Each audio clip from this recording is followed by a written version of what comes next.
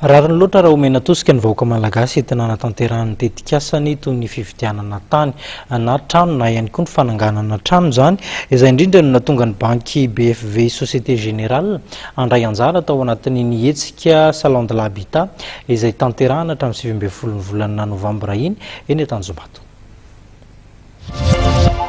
Atao BFV Société Générale zany dia miezaka hatrany manome fahafapo an'ireo mpanjifanay. Ny hitanao eto amin'ny fotoana izany zao dia ireo tolotra amin'ny resaka crédit ny BFV dia hitanao eto daholo. Ohatra ianao manana fikasana anao hoe amina besoin personnel dia manana zay crédit soafelo izay disponible à débloquer ao anatin'ny 20 ora fotsiny.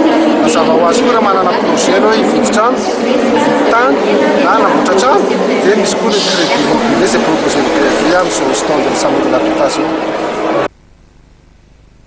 Iverenantsika ny sehatry ny fampianarana sekoly fanabeazana fototra 10 no notoloran'ny orinasa Airtel Madagasikara takela-by eto an-drenivohitra no misy ireo sekoly fanabeazana fototra 10 ireo ary arovana ny ain'ny mpianatra ny eny amin'ny fifamoivoizana manodidina ny sekoly no antony nanomezana izao takela-by izao.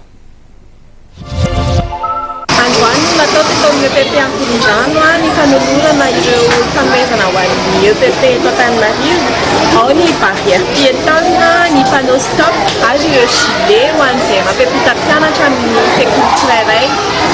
Izao natao moa zany dia mba natao fiarovana ny mpianatra rehefa mandeha na miala ny toeram-pianarana.